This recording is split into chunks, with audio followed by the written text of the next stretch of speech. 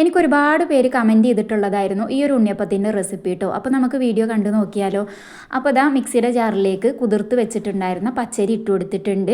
പിന്നെ അതിലേക്ക് ഇട്ട് കൊടുക്കുന്നത് ഒരു കയ്യിൽ ചോറാണ് കേട്ടോ. ചോറാണോ ചേർത്ത് കൊടുക്കുന്നതെന്ന് വിചാരിക്കേണ്ട, ചോറ് തന്നെയാണ്.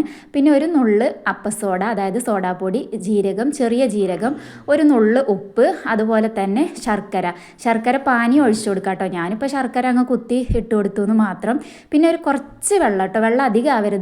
ഇനി അഥവാ അധികമായി പോയി എന്ന് വിചാരിക്കുകയാണെങ്കിൽ കുറച്ച് അരിപ്പൊടി ചേർത്തുങ്ങാണ്ട് ഒന്നുകൂടെ ഒന്ന് അരച്ചെടുത്താൽ മതി.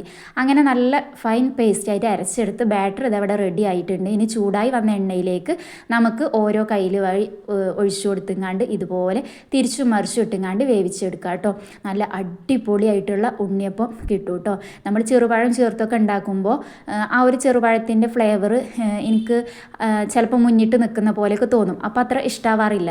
ഇത് നല്ല പോലെ പെർഫെക്റ്റ് ആയിട്ട് നല്ല ഷേപ്പിലും നല്ല ടേസ്റ്റിലും നല്ല സോഫ്റ്റും ആയിട്ട് കിട്ടിയിട്ടുള്ള ഉണ്ണിയപ്പമാണ് കേട്ടോ. അപ്പോൾ ഒരുപാട് പേര് ഇതിൻ്റെ റെസിപ്പി വീഡിയോ ചോദിച്ചിട്ടുണ്ടായിരുന്നു. അപ്പോൾ നിങ്ങളൊന്ന് ട്രൈ ചെയ്ത് നോക്കുക, ഫീഡ്ബാക്ക് അറിയിക്കുക.